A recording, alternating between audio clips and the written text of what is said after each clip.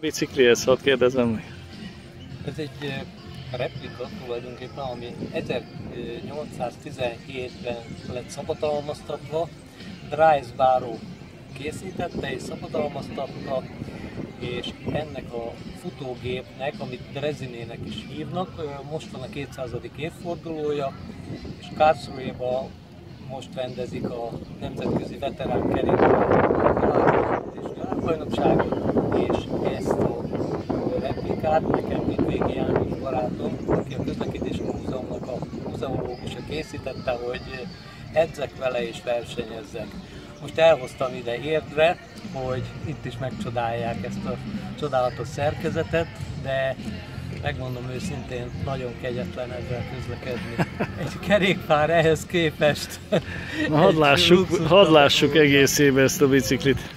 Ez tulajdonképpen itt van a kormány, és lábbal kell lögdösni.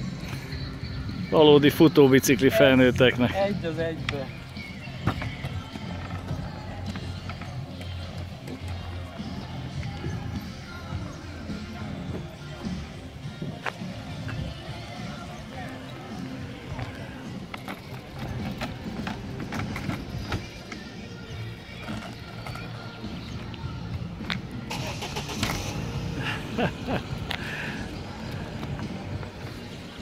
Na hát köszönöm szépen.